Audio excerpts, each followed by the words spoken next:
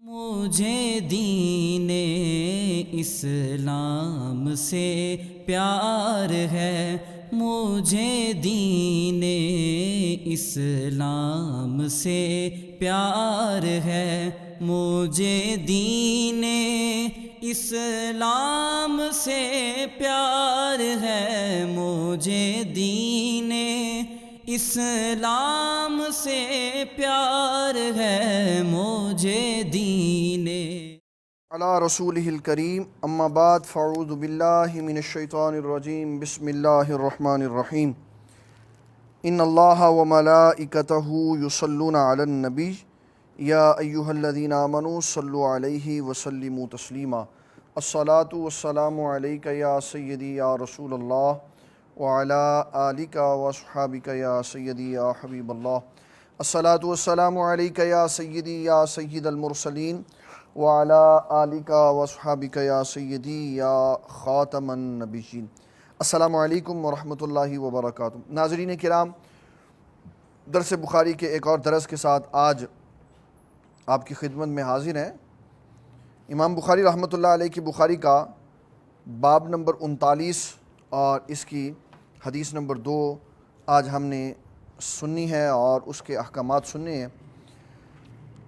باب نمبر 39 کا جو امام بخاری رحمۃ اللہ علیہ نے نام رکھا ہے وہ ہے باب فضل من استبرأ لدینہ، جو شخص اس شخص کی فضیلت میں جو اپنے آپ کو بچانے کے لیے مشتبہ چیزوں سے بیزار ہوا اور بری ہوا۔ راوی ہیں اس حدیث مبارک کے حضرت نعمان بن بشیر رضی اللہ تعالیٰ عنہ۔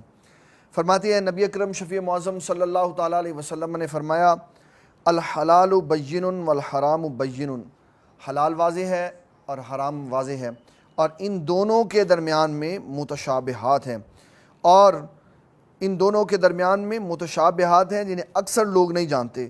جو مشتبہ چیزوں سے بچا اس نے اپنے دین اور اپنی عزت کی حفاظت کی، اور فرمایا جو مشتبہ چیزوں میں مبتلا ہوا وہ اس طرح ہے کہ اگر کوئی چرواہا اپنے جانوروں کو شاہی چراگاہ کے قریب لے جائے اور خدشہ ہے کہ وہ بادشاہ کی مخصوص چراگاہ میں سے کوئی شے چر لے، فرمایا سنو اللہ تعالیٰ کی مخصوص چراگاہیں ہوتی ہیں، ہر بادشاہ کی مخصوص چراہیں ہوتی ہیں، ہر بادشاہ کی مخصوص چراگاہیں ہوتی ہیں۔ اسی طرح اللہ تعالیٰ جل مجدہ الکریم کی کتاب ہمیں یہ بتاتی ہے کہ جو بادشاہ کی چراگاہیں ہیں وہ ممنوع ایریے ہیں، اور اللہ تعالیٰ جل مجدہ الکریم کے ممنوعات وہ حرام کردہ اشیاء ہیں جس کے قریب جانے کی اسلام نے اجازت نہیں دی۔ سنو جسم میں ایک گوشت کا ٹکڑا ہے، حضور صلی اللہ تعالیٰ علیہ وسلم فرماتے ہیں سنو جسم میں گوشت کا ٹکڑا ہے، جب وہ درست ہوتا ہے تو پورا جسم درست ہوتا ہے، اور جب وہ خراب ہو جاتا ہے، فساد میں مبتلا ہو جاتا ہے، تو پورا جسم فساد میں مبتلا ہو جاتا ہے۔ اور سنو وہ دل ہے، دل جو فساد میں مبتلا ہو جائے تو سارا جسم فساد میں مبتلا ہو جائے۔ اس میں اسلام نے جو بات بیان کی اس کی میں تھوڑی سی وضاحت کر کے پھر آگے چلوں گا۔ فرمایا حلال بھی بیان ہو گئے، حرام بھی بیان ہو گئے، حلال بھی بیان ہو گئے، حرام اشیاء وہ ہیں جن کو شریعت نے خود ممنوع قرار دیا۔ بڑے غور سے یہ بات سنیں، اس کے اندر دین کی کئی باتیں پوشیدہ ہیں۔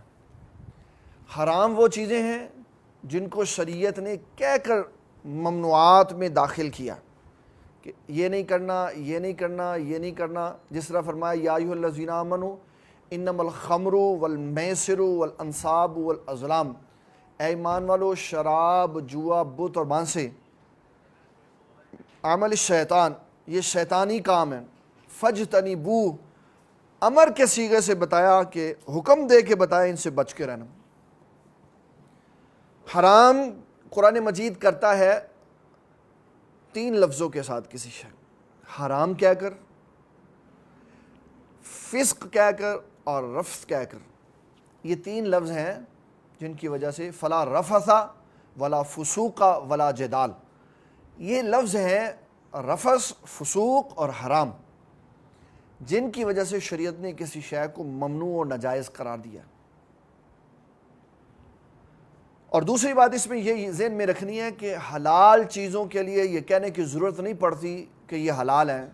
ہر شے اپنی اصل میں جائز اور حلال ہوتی ہے جب تک کہ شریعت کی کوئی نص اس کے حرمت کے اوپر وارد نہ ہو جائے. مثال کے طور پہ اسلام نے جب اسلام کا نیا دور آیا، شراب حرام نہیں تھی. شراب حرام لوگ پیتے تھے کیونکہ عرف میں چیزیں حلال ہوتی ہیں. عرف میں چیزیں حلال ہوتی ہیں تو لوگ شراب بھی پیتے تھے. جب شریعت نے بیان کر دیا کہ یہ شاید جائز نہیں ہے تو اس کے بعد اس کو اس کی تنسیخ کی وجہ سے حرام میں شامل کر دیا. تو حضور صلی اللہ تعالیٰ علیہ وسلم نے فرمایا اللہ تعالیٰ نے حلال بھی واضح کر دیا اور حرام بھی واضح کر دیا. حلال تو واضح ہوا اس لیے کہ ہر شے اپنی اصل میں حلال ہوتی جب تک کہ اس کے اوپر شرعاً کوئی نص نہ وارد ہو جائے، اور حرام وہ ہوتی ہے جس کو شریعت خود حرام کر دیتی. تو یہ دونوں واضح ہیں. اور فرمایا ان کے درمیان میں، حلال اور حرام کے درمیان میں کچھ چیزیں ایسی ہوتی ہیں جو متشابہات ہیں. کیا ہے؟ متشابہات. اور یہ جو متشابہات ہیں یہ علماء کا کام ہوتا ہے. عام آدمی یا حلال پہ عمل کرتا ہے اور حرام کا سبق علماء سے لے کر حرام سے بچتا ہے، اور مشتبہات کے علم کو وہ علماء کے اوپر چھوڑ دیتا. نبی صلی اللہ تعالیٰ علیہ وسلم کی حدیث مبارک آپ نے فرمایا حلال استعمال کرو، حرام سے بچو، اور مشتبہات چیزیں یہ علماء پر چھوڑ دو. تو جو مشتبہات چیزیں خود لے کے استعمال کرتے ہیں اور مشتبہات آیات یا موضوعات کو خود ڈسکس کرتے ہیں وہ گمراہ ہو جاتے. اس کی گمراہی کا ایک سوال آج میرے پاس ہے جو آج ہم نے ڈسکس کرنا ہے کہ قادیانی زیادہ برے ہیں یا یہودی زیادہ برے ہیں. اس کے اوپر ہم انشاءاللہ بات کریں گے. یہ اسلام کی جڑوں کو کھوکھلا کرنے والا مسئلہ ہے، لوگوں کے اندر شک شبہ ڈال دینے. ایک طرف وہ شخص ہے جو یہودی ہے، ایک طرف وہ شخص ہے جو قادیانی ہے. ان کے درمیان میں فیصلہ کرنا ہے کہ قادیانی زیادہ برا ہے کہ یہودی زیادہ برا. جو مرزا صاحب ہیں وہ کہتے ہیں کہ یہودی تو سرے سے رسول اللہ کو مانتا ہی نہیں. یہودی سرے سے حضور صلی اللہ تعالیٰ علیہ وسلم کو مانتا ہی نہیں. قرآن شریف دیکھنا عبدالرزاق. یہودی سرے سے حضور صلی اللہ تعالیٰ علیہ وسلم کو نہیں مانتا، لیکن قادیانی حضور صلی اللہ تعالیٰ علیہ وسلم کو مانتا ہے. یہ قرآن مجید ہے اور یہ ہمارے پاس اللہ تعالیٰ کی کتاب ہے جو ہر جگہ پر مسلمانوں کی مدد کرتی ہے. یہ ہے سورہ البقرہ، آیت نمبر ہے اس کی 146.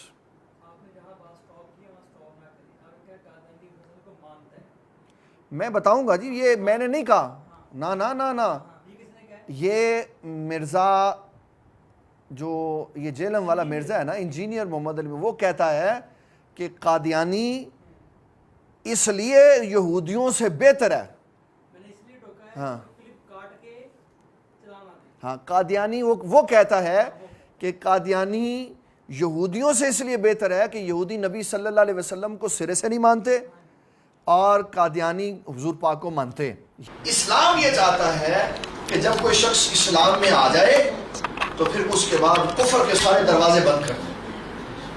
یہودی حضور صلی اللہ تعالیٰ علیہ وسلم کو جانتے بھی تھے، پہچانتے بھی تھے. آپ کی آمد سے پہلے آپ کی ذات سے وسیلے بھی طلب کرتے تھے. قادیانی کیا کرتا ہے؟ قادیانی کا جرم یہودی سے بڑا جرم ہے. قادیانی کا جرم یہودی سے بڑا جرم ہے، اس لیے کہ یہودی نے صرف یہ کیا کہ حضور صلی اللہ تعالیٰ علیہ وسلم کو مانا نہیں خاندان بدلنے کی وجہ سے، اور قادیانی نے حضور صلی اللہ علیہ وسلم کو مان کر آپ کی نبوت کو ناقص سمجھ کر پھر ایک نیا نبی مان لیا۔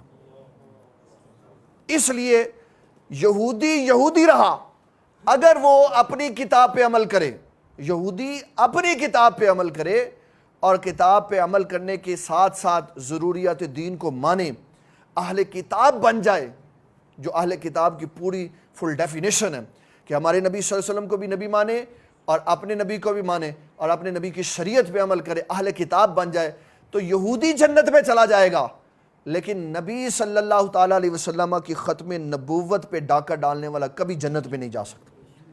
اس لیے یہ مقابلہ کر کے لوگوں کو دھوکہ دینا کہ یہودیوں سے بہتر ہے مرزئی، اس لیے کہ وہ کم از کم رسول اللہ کو تو مانتے ہیں، بابا حضور پاک کو نہیں مانتے۔ مرزئی حضور پاک کو، مرزئیوں کی تفاسیر اٹھا کے دیکھیں، ان کے تراجم اٹھا کے دیکھیں، جہاں جہاں نبی صلی اللہ علیہ وسلم مخاطب ہیں، اللہ نے جہاں جہاں حضور پاک کو خطاب کیا ہے، سارے مرزئی کہتے ہیں کہ اس سے مراد ہمارے مرزا صاحب ہیں۔ جہاں جہاں قرآن میں نبی صلی اللہ علیہ وسلم کو خطاب کیا گیا، وہ کہتے ہیں نہیں حضور پاک مراد نہیں ہے، بلکہ ہمارے مرزا جو واصل جہنم ہو چکا ہے، جس نے غلاظت کھاتے ہوئے جان دی ہے، اس نے یہ کیا سارا۔ اس لیے مرزئیوں اور یہودیوں میں اگر کوئی فرق کرے گا تو مرزئی اتنے بڑے مجرم نہیں ہیں جتنے بڑے مجرم یہودی ہیں۔ قادیانی یہودی اتنے بڑے مجرم نہیں ہیں جتنے بڑے مجرم قادیانی ہیں۔ کیوں؟ انہوں نے خاندان کی وجہ سے رسول اللہ کو چھوڑ لیا، انہوں نے کلمہ پڑھا اور کلمہ لا الہ الا اللہ محمد رسول اللہ پڑھا، اور کلمہ پڑھنے کے بعد کلمہ کا انکار کر کے مرزے کو حضور کے بعد بھی نبی مانا اور یہ ختم نبوت کے اندر حملہ کیا، اور ان کا ایمان اس طرح ضائع ہوا کہ یہودی کافر رہا اور مرزئی مرتد ہو گیا۔ یہودی کو تحفظ ملتا ہے اور مرتد کو کوئی اسلام میں تحفظ۔ رسول اللہ صلی اللہ تعالیٰ علیہ وسلم فرماتے ہیں من بدل دینہ فاقتلوہ، جو دین بدل لیتا ہے اس کو قتل کر دیا جاتا ہے، جو دین بدل لیتا ہے اس کو قتل کر دیا جاتا ہے۔ یہ نبی اکرم شفیع معظم صلی اللہ تعالیٰ علیہ وسلم کا فرمان عظیم ہے۔ اس لیے اگر کوئی شخص یہ کہتا ہے کہ نہیں یہودی بہتر ہے، نہیں ہے بلکہ مرزئی بہتر ہے، وہ خود مرزئی ہے، اس کو سمجھ ہی نہیں آئی کہ اسلام میں ہم نے مرزئیوں کو خارج از اسلام کیوں کیا، کہ یہ براہ راست نبی صلی اللہ تعالیٰ علیہ وسلم کی ختم نبوت کے اوپر حملہ کریں۔ یہ بات میں نے کل بھی کہی تھی، لیکن شاید سمجھنے میں تھوڑی سی کمی رہ گئی۔ میں نے کل حضرت علامہ مفتی عبدالعلیم سیالوی صاحب کا ذکر سنایا تھا کہ انہوں نے اپنے استاد گرامی حضرت علامہ احمد سعید کاظمی رحمۃ اللہ علیہ سے پوچھا، وہ جو ایک ہندوستان کا بندہ، اس نے اپنی کتاب میں لکھا کہ اگر حضور صلی اللہ تعالیٰ علیہ وسلم کے بعد بھی کوئی نبی آ جائے تو آپ کی خاتمیت میں فرق نہیں پڑتا، تو کہا حضور اس نے کب کہا کہ آ گیا؟ تو آپ نے فرمایا یہی تو اس کا کفر تھا کہ اس نے حضور کی بات میں شک پیدا کر دیا تھا۔ تو انہوں نے شک نہیں پیدا کیا بلکہ اس شک کے اوپر پوری بلڈنگ کھڑی کر کے لاکھوں لوگوں کو قادیانی بنا دیا انہوں، اور پھر اس کو اپنے قادیانیت کا سربراہ بنایا، جو بیچارہ معذور تھا، جس کا دماغ فیل ہو چکا ہوا تھا، جس کو پتہ ہی نہیں تھا میں بات کیا کرتا ہوں، ہزاروں بیماریاں اس کو لگی ہوئی تھی، اور یہ ہمارے بھائی کہہ رہے ہیں کہ اس کو بیچارہ نہ کہے۔ ہم اس کی تعظیم اور ہم اس کی تکریم کے قائل نہیں ہیں، صرف یہ بتا رہے ہیں کہ معذور آدمی تھا، بیمار تھا، ذہنی بیمار تھا، جسمانی بیمار تھا۔ انگریزوں نے اس آدمی کو دیکھا کہ یہ بکا ہوا ہے اور بکنے والا ہے، تو اس کو پیسے دے کے نبی کا۔ یہ میں ساری باتیں اس لیے سنا رہا ہوں کہ آپ کو یہ پتہ چل جائے کہ جو اللہ تعالیٰ کے نبی ہوتے ہیں وہ بے عیب ہوتے ہیں۔ اللہ کے نبی کیا ہوتے ہیں؟ بے عیب ہوتے ہیں۔ حضرت حسان رضی اللہ تعالیٰ عنہ، حضور صلی اللہ تعالیٰ علیہ وسلم نے آپ کے لیے منبر لگوایا، فرمایا حسان ہماری نعت سناؤ۔ یہ ہمارے آقا کا اعزاز ہے کہ آپ کے چہرہ مبارک پر، آپ کے رخ زیبا کے سامنے آپ کی تعریف کرنا جائز ہے، آپ خود کہا کرتے۔ تو حضرت حسان نے کہا خلقت مبرأ من کل عیب، اللہ نے آپ کو پیدا ہی بے عیب فرمایا۔ اللہ تعالیٰ نے آپ کو بے عیب. اعلیٰ حضرت رحمۃ اللہ علیہ کہتے ہیں کہ سرور کہوں کہ مالک و مولا کہوں تجھے, سرور کہوں کہ مالک و مولا کہوں تجھے, باغ خلیل کا گل زیبا کہوں تجھے. تیرے تو وصف عیب تناہی سے ہیں بری, تیرے تو وصف عیب تناہی سے ہیں بری, بتا میرے شاہ کیا کیا کہوں تجھے. تو حضور صلی اللہ تعالیٰ علیہ وسلم آپ کی شان بے بہا ہیں, بے بہا آپ کی عظمتیں ہیں, اور اللہ نے آپ کو ہر عیب سے پاک پیدا کی. ایک بات میں عرض کر دوں بس, جب نبی صلی اللہ تعالیٰ علیہ وسلم کا وصال مبارک ہوا تو سب سے پہلے مسئلہ آیا حضور پاک کی تدفین کا. صحابہ کے 3 گروہ بن گئے. ایک نے کہا کہ مکہ شریف لے جاتے ہیں, ایک نے کہا ادھر مدینہ شریف رکھتے ہیں, ایک گروہ نے کہا کہ مکہ اور مدینہ کے درمیان میں کسی جگہ تدفین کر دیں, ادھر والوں کے لیے بھی آسانی ہو ادھر والوں کے لیے. تو سیدنا صدیق اکبر رضی اللہ تعالیٰ عنہ نے عرض کی, آپ نے فرمایا کہ میں نے حضور پاک صلی اللہ علیہ وسلم سے سنا ہے, آپ فرماتے اللہ کے سچے نبی ہونے کی دلیل یہ ہوتی ہے کہ جہاں ان کا وصال ہوتا ہے وہیں ان کی قبر بنتی ہے, جہاں ان کا وصال ہوتا ہے وہیں ان کی قبر بنتی ہے.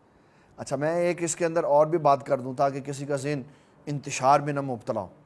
حضرت یوسف علیہ السلام جہاں ان کا وصال ہوا وہاں ان کی قبر نہیں بنی. کیوں؟ جب آپ کنویں میں تھے نا تو اس وقت پانی یہ چاہتا تھا کہ میں یوسف علیہ السلام کو اپنے اندر سمو لوں تاکہ میرے اندر برکت آ جائے, لیکن اللہ کا ارادہ کچھ اور تھا. تو صحیح مفسرین نے لکھا یوسف علیہ السلام نے اس پانی سے یہ معاہدہ کیا کہ آج میں اندر نہیں تیرے جاؤں گا, لیکن جب میری طبعی وفات ہوگی تو میں تیرے سپرد ہو جاؤں گا. تو حضرت سیدنا یوسف علیہ السلام جب مصر کی سلطنت کے بعد آپ کا وصال ہوا تو اس وقت آپ کے تابوت کو پانی کے سپرد, دریائے نیل کے سپرد کر دیا, وہ اپنے اندر لے گیا, اس نے فیوز و برکات کی. پھر جب موسیٰ علیہ السلام آئے, اللہ تعالیٰ نے موسیٰ علیہ السلام سے فرمایا آپ جائیں گے وہاں پہ تو حضرت یوسف علیہ السلام کا تابوت اس کو آواز دیں گے تو باہر آ جائے گا, پھر اس کو وہاں سے لے کر پراپر آپ کی قبر شریف بنا کے آپ کو وہاں کی. وہ ایک وعدہ تھا جس کی وجہ سے حضرت یوسف علیہ السلام کچھ عرصہ پانی میں رہے, پھر اس کے بعد آپ کی تدفین وغیرہ کر دی گئی. وہ ایک علیحدہ پروسیجر تھا, وگرنہ اللہ تعالیٰ کے سچے نبی کی دلیل یہ ہوتی ہے کہ وہ جہاں فوت ہوتا ہے اس کی وہیں قبر بنتی ہے, اور جھوٹوں کی دلیل یہ ہوتی ہے کہ وہ بیت الخلاء میں ان کی روحیں نکلتی ہیں, گند کھاتے ہوئے نکلتی ہیں, اور پھر قادیان میں جا کے ان کی جو ہے نا ان کی غلاظت وہ دبا دی جاتی ہے قادیان میں جا. اور ہم شکر کرتے ہیں یا اللہ تیرا شکر ہے اس منحوس کی قبر لاہور میں نہیں بنی, وگرنہ پتہ نہیں کتنی اس کے اوپر لعنتیں برسنی تھی. حضور صلی اللہ تعالیٰ علیہ وسلم نے ارشاد فرمایا جب آپ صحابہ کے ساتھ نکلے نا تو آپ اس بستی سے گزرے جس پہ اللہ نے عذاب نازل کیا ہوا تھا, تو آپ نے فرمایا سر نیچے کر کے جلدی سے گزر چکو, یہاں اللہ تعالیٰ کا عذاب برستا ہے. یہ مونجو دوڑو جس کو ہمارا ثقافتی ورثہ کہتے ہیں, یہ پاکستان کا ثقافتی ورثہ نہیں ہے. مونجو دوڑو کی تاریخ پڑھو, یہاں اللہ کا عذاب نازل ہوا ہوا, اور ہمارے کلچر ہیریٹیج کے اندر مونجو دوڑو میں اس کو ثقافتی ورثہ کہہ کے بنایا جاتا ہے. اس لیے یہ بات ذہن میں رکھیں, جہاں اللہ تعالیٰ کی لعنت برستی ہو وہاں علامہ قاضی ثناء اللہ پانی پتی رحمۃ اللہ علیہ نے کہا وہاں مکان بنانا, وہاں رہنا, وہاں اولاد کا پیدا ہونا تو دور کی بات ہے. وہ جگہ اتنی منحوس ہوتی ہے کہ وہاں مرغی بھی انڈا دینا پسند نہیں کرتی.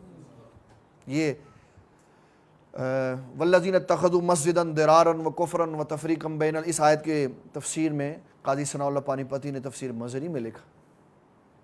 تو یہ ایک بات ذہن میں رکھیے گا کہ قادیانی جو ہے یہ جب یہودیوں کے مقابلے میں آئے گا تو یہودی اس سے بہتر ہے, یہودی سے بہتر ہے, قادیانی بہتر نہیں ہے. لاکھ کروڑ دفعہ لا الہ الا اللہ محمد الرسول اللہ کہے, جب تک حضور کی ختم نبوت کا اقرار نہیں کرے گا اس کی کوئی شے اس کے کام آنے والی نہیں ہے.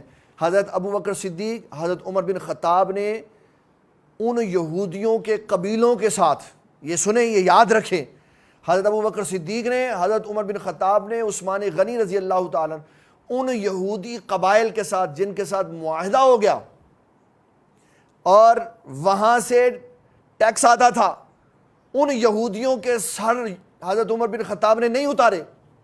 حضرت ابو بکر صدیق نے نہیں اتارے، لیکن ان قادیانیوں، ان مرزائیوں کے، ان ختم نبوت کے ڈاکوؤں کے سر ابو بکر صدیق نے بھی اتارے، عمر بن خطاب نے بھی اتارے، جنہوں نے حضور کی ختم نبوت پہ حملہ کیا تھا۔ نہ ان کا پیسہ قبول ہوا۔ یہ سوچنا چاہیے تھا صاحب اقتدار لوگوں کو کہ ختم نبوت کے غداروں سے پیسے نہ لیتے، چاہے کرونا آیا چاہے کچھ بھی آیا، حضور کے ختم نبوت کے دشمنوں سے کوئی پیسہ نہیں لینا چاہیے تھا۔ حضرت عمر بن خطاب نے نہ کوئی مالی شے لی اور نہ ان کو کوئی رعایت دی، بلکہ تلوار کی تیز دھار سے ان کے سر اتار کے رکھ دی۔ تو یہودی اور قادیانی جب کھڑا ہوگا تو یہودی بہتر ہے، ویسے تو دونوں ہی بہتر نہیں ہیں، ویسے تو دونوں ہی بہتر نہیں ہیں، کیونکہ دونوں ہی غیر مسلم ہیں، دونوں ہی جہنم میں جائیں گے، لیکن اگر ان غیر مسلموں کا آپس میں مقابلہ کیا جائے تو یہودی بہتر ہے، قادیانی بہتر نہیں ہے۔ یہ میں نے آپ کو آیات سنا کر اور قرآن کا اسلوب بتا کر اور حدیث کی ساری وضاحت کر کے بتایا ہے کہ یہودی حضور کو مانتے تھے، یہودی حضور کو مانتے تھے۔ اور آپ یوٹیوب کے اوپر اگر سرچ کریں تو آپ کو پتہ چلے گا کہ قادیانیوں کے جو چینل چل رہے ہیں، وہ چینل جب تفسیر قرآن، وہ بھی تفسیر قرآن سناتے ہیں، وہ بھی تفسیر حدیث سناتے ہیں، جب وہ تفسیر قرآن سناتے ہیں تو جگہ جگہ آیت پڑھ کے اپنے مرزا کا ذکر کرتے ہیں کہ اس سے مرزا مراد ہے، اس سے مرزا مراد ہے، اور سننے والے بے وقوف آگے سے ہاں جی کرتے چلے جاتے۔ قرآن مجید کی کسی آیت سے کوئی آیت کا حصہ مرزا غلام احمد قادیانی کے لیے نازل نہیں ہو۔ اور اگر ہم اس کی کتابیں پکڑ لیں تو اس کی کتابوں میں لکھا ہے کہ قرآن میں گندی گالیاں لکھی ہوئی ہیں۔ ہاں جی، وہ کہتا ہے جب اللہ تعالیٰ جل مجید الکریم نے نون والقلم اتاری نا، تو اللہ تعالیٰ جل مجید الکریم نے 10 عیب گنوائے۔ کتنے عیب؟ 10 عیب گنوائے ولید بن مغیرہ کے، ان میں 2 عیب اتنے سخت تھے۔ ایک فرمایا کہ یہ میرے محبوب کو جو گالی دیتا ہے نا، میرے محبوب کو برا بلا کہتا ہے، یہ اپنے اصل باپ کا نہیں ہے۔ دوسرا فرمایا سنسمہ علی الخرطوم، فرمایا اس کی ٹھوڑی جو ہے وہ خنزیر جیسی ہے۔ اللہ کو کتنا جلال آیا، کتنا اللہ تبارک و تعالی اس وقت غضب میں تھا کہ اس کے محبوب کو کسی نے کچھ کہا تو اس نے 10 عیب اس کے گنوا دی کہ تو حضور کے بارے میں بات کر۔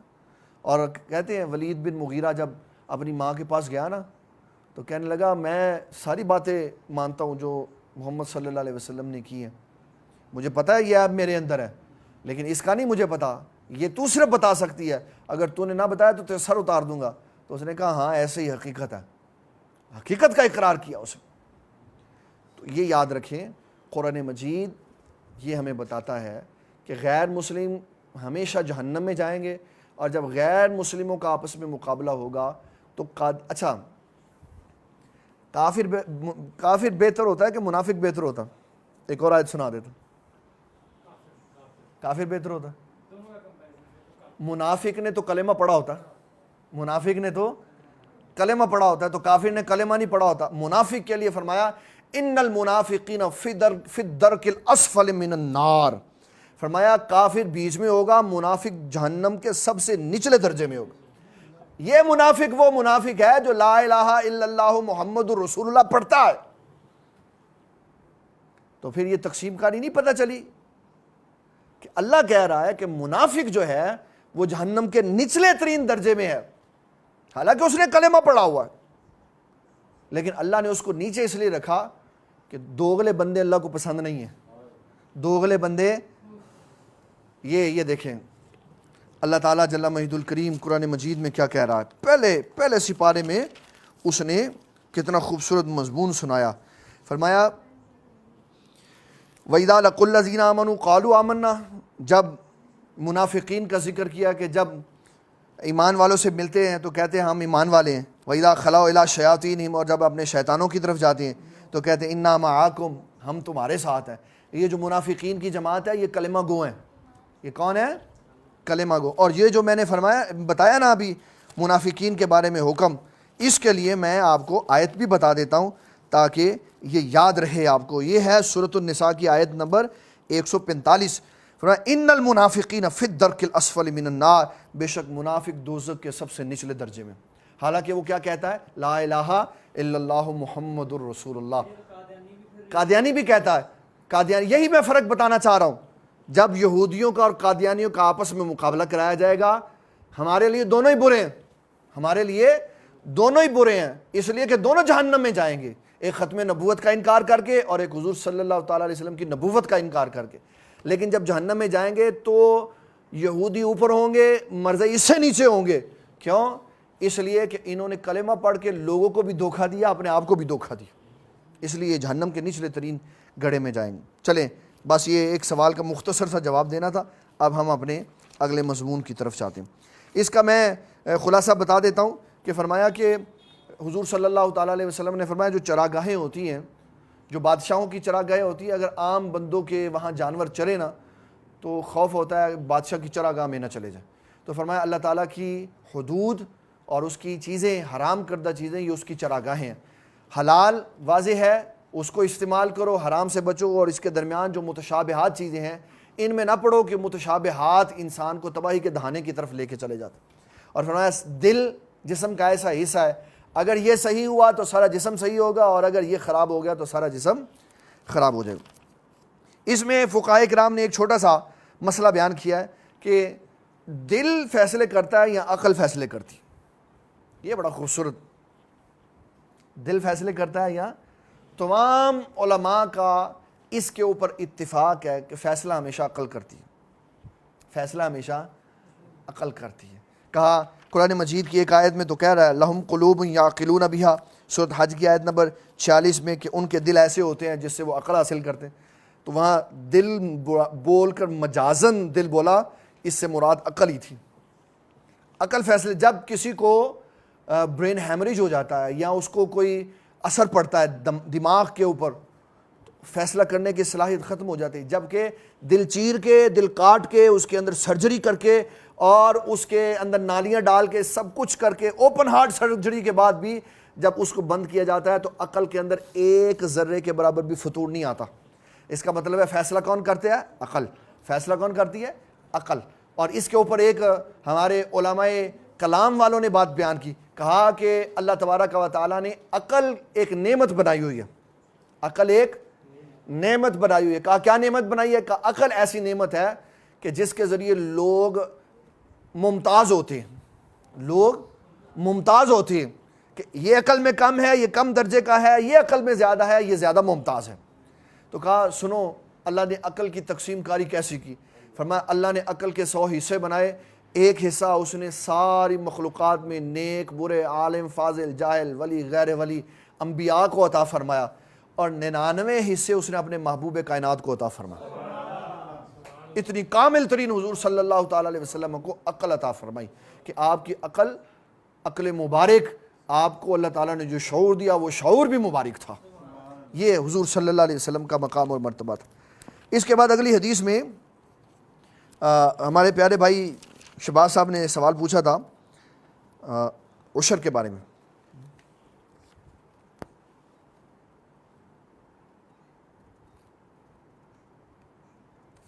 یہ انشاءاللہ آخر میں سوال کریں گے سارے۔ اچھا جی، بابو اداء الخمس من الایمان، خمس ادا کرنا یہ ایمان ہے۔ خمس کیا ہے؟ وَاعْلَمُوا أَنَّمَا غَنِمْتُم مِّن شَيْءٍ فَأَنَّ لِلَّهِ خُمُسَهُ وَلِلرَّسُولِ وَلِذِي الْقُرْبَى۔ خمس کہتے ہیں جہاں کہیں لڑائی ہو اور وہ جو مال ملے، مال غنیمت، اس میں 5 حصے کیے جاتے ہیں، ایک حصہ اللہ اور اس کے رسول کا ہوتا ہے، باقی 4 حصے لوگوں میں تقسیم کیے جاتے ہیں۔ وہ جو 5واں حصہ ہوتا ہے اس کو کہتے ہیں خمس۔ جو آپ نے پوچھا سوال وہ ہے عشر کا۔ عشر کہتے ہیں اس زمین کو جس میں محنت کر کے پانی لگایا جاتا ہے، جس میں محنت کر کے پانی لگایا جاتا ہے۔ ایک وہ زمین ہوتی ہے جس میں بغیر محنت کے پانی لگایا جاتا ہے، بارش ہوئی پانی لگ گیا خود ہی، نہر کے ساتھ ہی اس کو تھوڑا سا ایسے کیا تو پانی اندر چلا گیا۔ اس زمین کے 5 حصے کیے جاتے ہیں، ایک زکوٰۃ دیا جاتا ہے، اور جو محنت کر کے پانی لگایا جاتا ہے اس کے 10 حصے کیے جاتے ہیں، ایک حصہ زکوٰۃ دیا جاتا ہے، یہ عشر کہلاتا ہے۔ اس میں آپ نے کوئی بات مزید پوچھنی؟ اب اس میں 2 باتیں حضور صلی اللہ تعالیٰ علیہ وسلم کے پیارے صحابی حضرت عبداللہ ابن عباس نے بیان کی۔ یہ حدیث 2 جگہوں پہ آئی ہے۔ صاحب مشکات نے کتاب الایمان کے اندر لکھی، وہاں انہوں نے اصل ریالٹی لکھی کہ حضور صلی اللہ تعالیٰ علیہ وسلم کی موجودگی میں ایسا ہوا۔ یہاں امام بخاری رحمۃ اللہ علیہ نے عبداللہ ابن عباس کی روایت لکھی کہ عبداللہ ابن عباس اپنے تخت پر بیٹھے ہوئے تھے، اپنی مسند پہ بیٹھے ہوئے تھے، ان سے کوئی بندہ ملنے آیا تو انہوں نے بتایا کہ حضور پاک کے زمانے میں ایسا ہوا تھا، تو انہوں نے واقعہ سنایا کہ ایسا ہوا تھا حضور پاک کے زمانے میں، اور صاحب مشکات نے اوریجنل بات بتائی کہ حضور تشریف فرما تھے تو ایک گروہ آیا۔ یہ واقعہ ہے، وہ حقیقت تھی۔ امام بخاری رحمۃ اللہ علیہ فرماتے ہیں ایک وفد آیا۔ وفد کہتے ہیں کچھ لوگوں کے گروہ کو جو کسی عظیم شخصیت سے ملنے کے لیے جائے، اور اکیلا حاجی بھی وفد ہوتا ہے۔ اکیلا حاجی، اس کے اندر حدیث کا یہ مضمون موجود ہے کہ اکیلا حاجی بھی اللہ کا وفد ہوتا ہے، کیوں؟ وہ اکیلا باعزت ہوتا ہے اور باعزت شخصیت رب کائنات سے ملاقات کے لیے جاتا ہے، تو اس اکیلے حاجی کے اوپر بھی وفد کا لفظ بولا جاتا ہے۔ میں اس کے لیے ایک واقعہ سناتا ہوں۔ وہ نکر پہ کتاب لگی، وہ آخر میں کارنر پہ کتاب لگی ہوئی ہے، نکالنی نہیں، اس کا نام ہے مغنی، یہ نیچے والے میں، نیچے والے المغنی، یہ پڑھی ہوئی ہے نا، یہ 40 جلدوں کی کتاب ہے، 48 جلدوں کی۔ تو میرے والد گرامی جب حج پر گئے نا تو فرمانے لگے کہ میں یہ کتاب جہاں سے ملتی تھی نا، حاجیوں کے وفد کو وہ تحفے میں دیتے تھے، تو کہنے لگے میں بھی چلا گیا۔ میں نے کہا یار وہ مغنی کتاب ہے، تم تحفے میں دیتے ہو حاجیوں کے وفد کو، تو میں بھی حاجی ہوں، مجھے دے دو۔ کہنے لگے وہ وفد کو دیتے ہیں تو آپ تو اکیلے ہیں۔ تو آپ فرمانے لگے، میں نے پھر حدیث سنائی ان کو کہ حضور فرماتے اکیلا حاجی بھی وفد ہوتا۔ کہہ رہے نہیں، انہوں نے میری بات نہیں مانی، انہوں نے نہیں دی۔ تو میں نے پھر سرکار کو عرض کی سرکار یہ کتاب چاہیے، مہربانی فرما۔ کہ میں حج کر کے واپسی آیا، چند دن گزرے تو دروازہ کسی نے کھٹکھٹایا اور کہنے لگا یوسفی صاحب ہیں؟ تو میری والدہ محترمہ زید شرفو کہنے لگی نہیں ہے۔ کہنے لگا میں کوئی تحفہ لایا ہوں، آپ تھوڑا دروازہ کھول دیں تو میں رکھ دیتا ہوں۔ دروازہ کھول دیا تو وہ بڑا سا کارٹن اس نے رکھ دیا۔ تو جب آپ تشریف لائے، آپ نے اس کو کھولا تو پورا مغنی کا سیٹ پیس میں موجود تھا کہ جن کی بارگاہ میں گزارش کی تھی انہوں نے تحفہ بھیج دیا۔ ویسے حدیث یہ بتاتی ہے کہ اکیلا حاجی بھی وفد ہوتا، اکیلا حاجی بھی وفد ہوتا۔ تو یہ وفد کافی سارے بندے تھے آئے حضور صلی اللہ علیہ وسلم کی بارگاہ میں، اور یہ وفد تھا عبد قیس کا۔ اور حضور صلی اللہ تعالیٰ علیہ وسلم کو انہوں نے کہا کہ حضور آپ ہمیں کوئی ایسا عمل بتائیں جس کی وجہ سے ہم جنت میں داخل ہو جائیں۔ تو آقا کریم صلی اللہ علیہ وسلم نے 4 کام کرو، 4 نہ کرو، 4 نہ کرو، 4 کرو، 4 نہ کرو۔ کہا حضور کیا کیا کریں؟ تو آپ نے فرمایا کہ شہادت اللہ الہ الا اللہ اشہد ان محمد الرسول اللہ، یہ جو جملہ ہے یہ برکت کے لیے، یہ کس کے لیے؟ کلمہ پڑھنے کے بعد اگر اس کو شامل کریں گے تو 5 ہوں گے، 5 نہیں ہے، یہ بطور حصول برکت ہے کہ کوئی بندہ مسلمان ہونے کے بعد یہ 4 کام کرے اور یہ 4 نہ کرے۔ وہ 4 کیا ہیں؟ فرمایا اقام الصلاۃ، نماز قائم کرے، ایتاء الزکاۃ، زکوٰۃ ادا کرے، وصیام رمضان، رمضان کے روزے رکھے، وان تعطوا من المغنم، اور غنیمتوں میں سے جو اس کو حصہ ملا اس میں سے خمس ادا کرے، اس میں سے کیا کرے؟ خمس ادا کرے۔ 4 کام ہیں، فرمایا اس کو نہ کرے۔ ونہاہم عن 40 من الخنتم والدباء والنقیر والمزفت۔ اس کے معنی کیا بیان کیے؟ یہ اصل میں 4 برتن ہیں۔ 4 کیا ہیں؟ برتن ہیں، اور یہ مشرکین کے زمانے کے وہ برتن ہیں جس کے اندر یہ شراب پیا کرتے تھے، اور ان کے بارے میں جو بات کہی وہ میں آپ کو ان کے معنی بتا دیتا ہوں تاکہ یہ ذہن میں رہے۔ ہنتم کہتے ہیں سبز رنگ کے گھڑے کو یا مٹکے کو، اس کے اندر نبیذ بنائی جاتی ہے، نبیذ کہتے ہیں شراب کو۔ دبا کدو کو خشک کر کے، کدو جو ہوتا ہے نا بڑا سا کدو، ویسے میں آپ کو یہاں ایک مسئلہ بتا دیتا ہوں، یہ بڑا ضروری ہے کیونکہ وہ پھر تارے آپس میں ٹچ ہوتی ہیں نا تو ساتھ ساتھ میں بات نکل آتی ہے۔ کدو یہ ہے سبزی، جس کو گرمی ہو نا اس کو کہتے کدو کھایا کر۔ کوئی ٹنڈ کرا لیتا تھا نا اور کہتا تو کہ کدو ورگا سر کڈیا۔ علامہ ایاز مالکی رحمۃ اللہ علیہ نے شفا شریف میں فرمایا جو کدو کا مذاق اس لیے اڑائے کہ یہ حضور پاک صلی اللہ علیہ وسلم کا کھانا ہے، آپ نے اس کو پسند فرمایا، وہ کافر ہو جاتا۔ کدو کا مذاق اڑانے والا اس لیے مذاق اڑائے کہ یہ حضور پاک کو پسند تھا تو فرمایا وہ کافر ہو جاتا، کہ اس نے حضور کی پسند کو اتنا معمولی لے لیا۔ علماء نے تو یہ کہا کہ نبی صلی اللہ تعالیٰ علیہ وسلم کے کرتے کے اوپر کبھی گرد پڑی ہو تو اس کو میلا کہنے والا کافر ہو جاتا. تو کہا کیا کہیں گے؟ کہا یہ کہیں گے کہ آج ہم نے حضور صلی اللہ علیہ وسلم کو دیکھا ریت کے ذروں نے دامن مصطفیٰ میں پناہ لی ہوئی تھی. یہ نہیں کہہ سکتے کہ حضور کے کپڑے میلے تھے. یہ کہا کیا کم جہاں اتنا ادب ہے ان تحبط اعمالکم کہ تمہارے اعمال نہ برباد ہو جائیں، لفظ سوچ کے بولنا ہے. اور حضرت عمر بن خطاب کے بارے میں محدثین نے لکھا جب آپ خلیفہ بنے نا تو 11 سال 12 سال یا 10 سال جتنی بھی آپ خلیفہ رہے، آپ کبھی بھی مسجد نبوی میں بیٹھ کر کسی کو آواز نہیں دیتے تھے. جیسے ہمارے ہاں مسجد سے کوئی باہر جا رہا نا، او کاکے ادھر علامہ صاحب ادھر آئے. فرمایا عمر بن خطاب کبھی آواز نہیں دیتے تھے. کیوں؟ کہتے تھے میری آواز حضور پاک صلی اللہ علیہ وسلم کی بارگاہ میں بلند نہ ہو جائے. تو کہا پھر کیا ہوتا تھا؟ فرمایا حضرت عمر کو کسی سے کام ہوتا اور وہ جا رہا ہوتا تو آپ اس کے پیچھے چل پڑتے، پھر جہاں جا کے اس کے ساتھ ملتے پھر وہاں اس کو بات کہتے. یہ فرمایا حضرت عمر بن خطاب کے ادب کا معیار تھا. اور جب نبی صلی اللہ تعالیٰ علیہ وسلم کی بارگاہ میں حاضر ہوتے تو آپ کے دروازے پر اپنی انگلیاں الٹی کر کے ناخنوں سے آپ کا دروازہ کھٹکھٹاتے تھے. اور اعلیٰ حضرت رحمۃ اللہ علیہ فرماتے وہ دور و نزدیک کے سننے والے وہ کان لالے کرامت پہ لاکھوں سلام. وہ ہلکی سی جو کھنکھناہٹ ہوتی تھی حضرت عمر بن خطاب کے ہلانے کی تو حضور صلی اللہ علیہ وسلم اس کو بھی سماعت فرما لیتے کہ باہر عمر آئے ہیں. اور کبھی کبھی آپ ایسا بھی نہیں ہوتا تھا تو آپ ایسے ہی فرما دیتے باہر عمر کھڑے بلا لاؤ ان کو، عمر کھڑے. اور کبھی آپ ایسا بھی فرما دیتے کہ جو دروازہ باہر کھٹکھٹائے اس کو جنت کی خوشخبری سنا دو. پھر ایسا بھی ہوتا تھا کہ آپ یہ بھی فرما دیتے تھے کہ بھئی ابھی جو دروازہ کھٹکھٹائے گا اس کو کہنا تمہارے اوپر بلوہ ہوگا، آزمائش ہوگی، اس آزمائش کے وقت میں صبر کرنا، اور ساتھ یہ بھی بتا دینا کہ اللہ کے نبی فرما رہے ہیں آپ جنتی ہیں. سارا کچھ بیان کر دیں.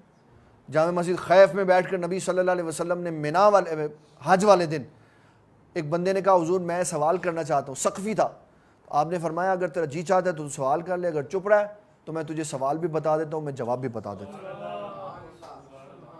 اس نے کہا وہ ارادہ لے کے آیا تھا تو آپ نے فرمایا تو یہ بات پوچھ رہا ہے کہ میں جب حج کے لیے اپنے گھر سے نکلوں تو کیا ثواب، بیت اللہ کا طواف کروں تو کیا ثواب، صفا مروہ کی سعی کروں تو کیا ثواب، مقام ابراہیم پہ نفل پڑھوں تو کیا ثواب، پھر میں میدان عرفات میں چلا جاؤں تو کیا ثواب، مزدلفہ میں آ جاؤں تو کیا ثواب، پھر میں جمرات پر کنکریاں ماروں تو کیا ثواب، پھر میں قربانی کروں تو کیا ثواب. تو وہ کھڑا ہو کہنے لگا حضور اللہ کی قسم میں یہی پوچھنے کے لیے آیا تھا. پھر کہا کہ ان کو وہ بابا حضور پاک کی بارگاہ میں ہمیشہ ادب چلتا. کیا چلتا ہے؟ ادب چلتا ہے. جس نے ادب سے ہٹ کے بات کی برباد ہو گئی. ایک دفعہ جسٹس نذیر احمد غازی صاحب زید شرفہ اللہ ان کو عمر خضری عطا فرمائے، وہ ایک دن یہاں ہمارے ہاں آئے تو کہنے لگے کہ فرانس کے ایک عالم ان سے ملاقات ہوئی تو وہ بڑا دھیما بولتے تھے. تو ان سے پوچھا بھئی آپ کے دھیما بولنے کی کیا وجہ ہے؟ کہنے لگے فرانس نبی صلی اللہ علیہ وسلم کی ہسٹری پر ریسرچ کر رہا ہے اور انہوں نے ایسے ایسے آلات ایجاد کیے ہیں جو آواز خلا سے کیچ کرتے ہیں. تو انہوں نے نبی صلی اللہ علیہ وسلم کے زمانے کی ساری آوازیں کیچ کر لی ہوئی ہیں، صرف وہ علیحدہ علیحدہ کر رہے ہیں کہ ان میں کون سی آواز حضور پاک کی ہے کون سی صحابہ کی ہے. تو کہا میں نے وہ آوازیں سنی ہیں اس لیے میں جب گفتگو کرتا ہوں تو اس لیول سے نیچے رکھ کے آواز کرتا ہوں کہ کہیں میری آواز حضور پاک کی آواز سے اوپر نہ ہو. جن کے پاس ادب ہے وہ آج بھی اتنا ادب کرتے، جن کے پاس نہیں ہے وہ ابو بکر صدیق کے بارے میں بھی ایسے انگلی اٹھا لیتے. اس لیے عقل سے کام کرنا چاہیے. آپ نے یہ 4 چیزیں، اور یہ چاروں ہی کدو اور کھجور کا جو تنا ہوتا ہے اس کو اندر سے کھوکھلا کر کے تو اس کے اندر یہ چاروں برتن شراب کے تھے. آپ صلی اللہ علیہ وسلم نے ان کی ممانت فرما دی. ویسے جو شخص اس زمانے میں گھر میں کسی برتن میں شراب استعمال کرتا تھا، پہلا حکم آیا کہ یسألونک عن الخمر، آپ سے سوال کیا جاتا ہے شراب کے بارے میں، فیہما اسم کبیر و منافع للناس، فرمایا اس میں نفع بھی ہے نقصان بھی ہے لیکن اس کا نقصان زیادہ. دوسرا فرمایا کہ جب نماز کی حالت میں ہو تو پھر نہ شراب استعمال کرو. تیسرے میں فرمایا اے ایمان والو شراب حرام ہے. چوتھے میں کہا ان برتنوں کو بھی چھوڑ دو جن میں شراب پی. جب دیکھ لیا کہ ان کے دل سے شراب کی محبت باہر نکل گئی تو 5ویں پہ کہا کہ اب وہ برتن اگر تمہارے پاس موجود ہیں جن میں کبھی شراب پیے تو دھو کے اس کو استعمال کر لو. دھو کے. ایک حدیث گزری پیچھے جس میں نہیں کسی اور مضمون میں تھی, آگے آئے گی بخاری میں, حضرت غزوہ خیبر کے موقع پر حدیث آئے گی. وہ جس دن 92 پہ عامر بن اقوا کا واقعہ تھا, اس میں یہ حدیث میں نے پڑھی کہ خیبر والے دن جب مسلمانوں نے رات کے کھانے کے لیے گدھے کا گوشت پکایا, پالتو گدھوں کا, تو آقا کریم صلی اللہ علیہ وسلم نے آگ کے شعلے بلند ہوتے ہوئے دیکھے. آپ نے فرمایا کیا پکا رہے ہو؟ کہا حضور گھریلو گدھے ہیں, پالتو. آپ نے فرمایا ہنڈیا توڑ دو اور گوشت ضائع کر دو, اس کے کھانے کی اجازت بالکل نہیں. تو ایک صحابی کہنے لگے سرکار اگر اجازت دے تو گوشت گرا دیں, ہنڈیا دھو کے نا صاف کر لیں. آپ نے فرمایا چلو ایسے کر لو. یہ انہوں نے حضور پاک صلی اللہ علیہ وسلم کے مزاج کو دیکھا کہ مطلوب و مقصود کیا تھا, اس گوشت کی ناپاکی, اس کے شکوک و شبہات, وہ گروا دیا, اس کو دھو کے صاف کروا دیا, پھر اگلے کام کے لیے اس کو استعمال کر. تو یہ آخری حکم ہے کہ اگر کسی کے پاس ایسا برتن تھا یا کوئی ایسی بوتل ہے جس کے اندر شراب رکھی ہوئی تھی, پھر اس کو گرا دیا, اس کو دھو کے کہ خیال شراب کی طرف نہ جائے تو پینے کی اجازت ہے. یہ 4 چیزیں آپ نے ارشاد فرمائی.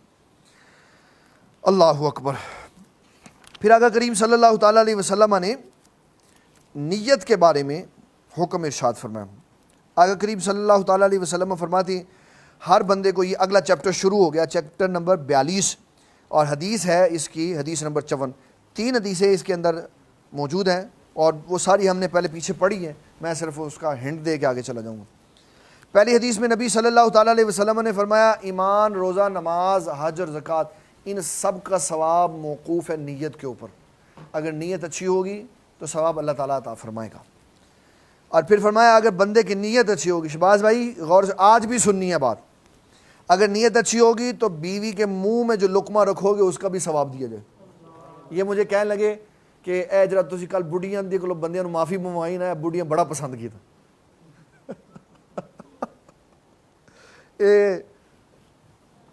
تو کہا کہ جو شخص بیوی کو ثواب کی نیت سے خرچ دے گا, ثواب کی نیت سے, پیسے تو دینے ہی دینے ہیں, پیسے تو دینے ہی دینے ہیں, نیت ثواب کی کر لو, ویسے پیسے دو گے تو کوئی ثواب نہیں ہوگا, جب نیت اچھی کر لو گے تو خرچہ بھی گھر کا ہو جائے گا اور اس خرچہ کے کرنے پہ اللہ تعالیٰ ثواب بھی عطا فرمائے.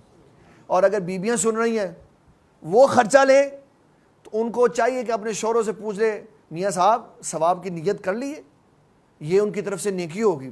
پیسے تو انہوں نے لے ہی لینے, سیلری آتے ساتھ ہی ان کے قبضے میں چلی جاتی, پھر اسی منہ ویکھنے ہونے ہیں ہوں سانوں ایدی چکی ملنا.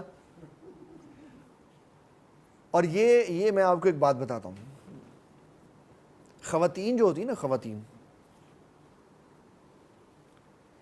ان کے باپوں کے گھر سے تربیت ہوئی ہوتی ہے, باپوں کے گھر سے تربیت ہوئی ہوتی ہے.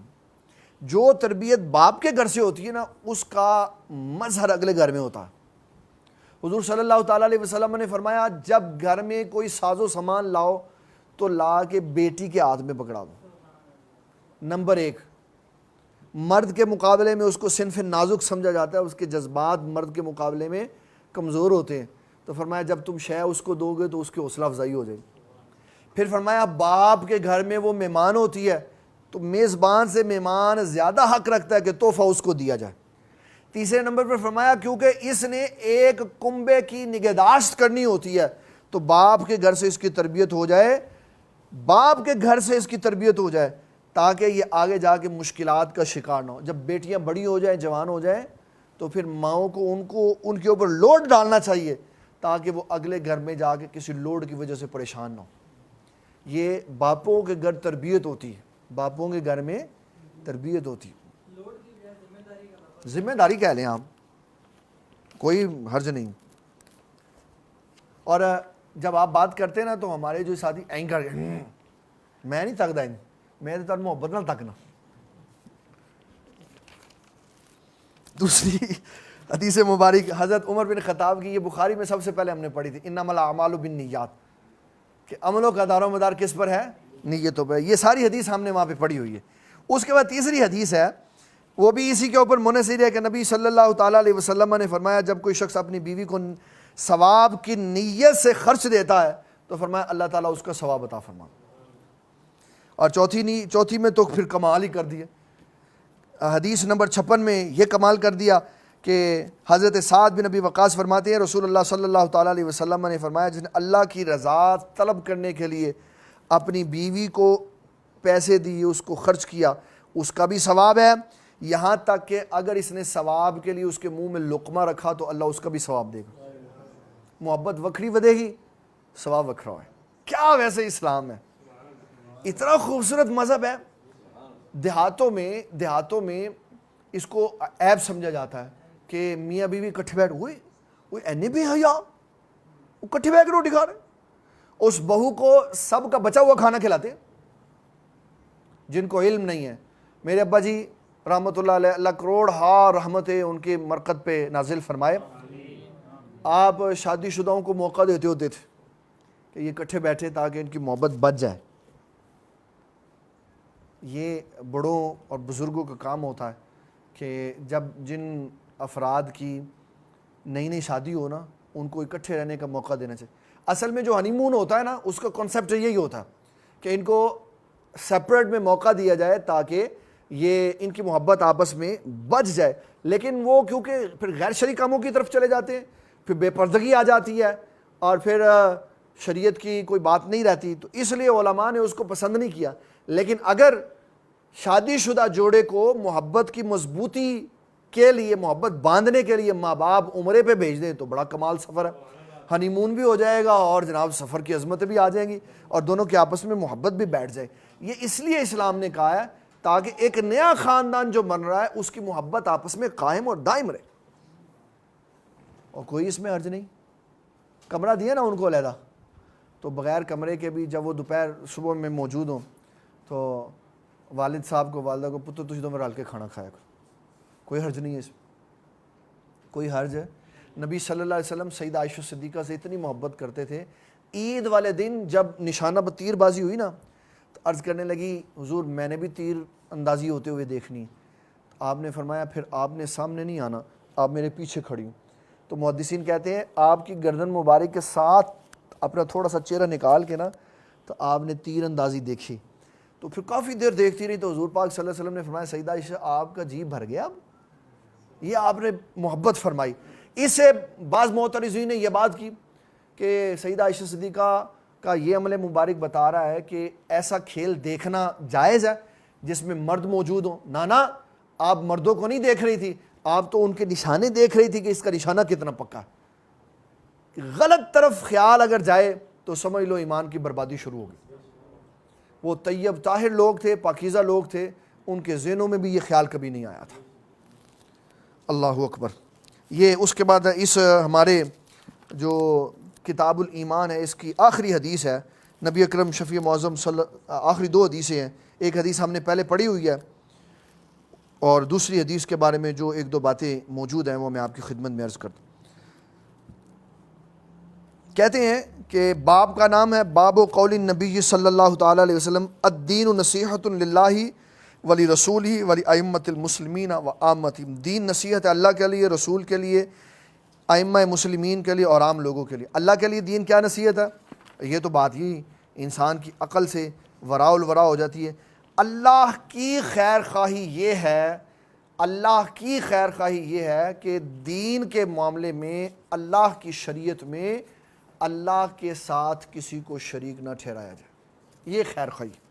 اور رسول اللہ صلی اللہ تعالیٰ علیہ وسلم کے احکامات کی تفصیل جو ہے وہ ہم نے کافی ساری پڑھی ہے، باقی آگے پڑھتے رہیں گے.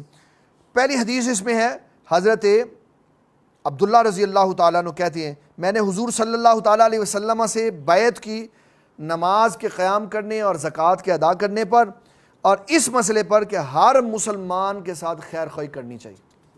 ہر مسلمان کے ساتھ قادیانیاں نو گڈ گئے. اور کوئی کہے کہ کیونکہ لا الہ الا اللہ پڑھتے ہیں، بابا نہ ان کے لا الہ الا اللہ کا کوئی اعتبار نہیں ہے. یہ ہمیشہ ذہن میں.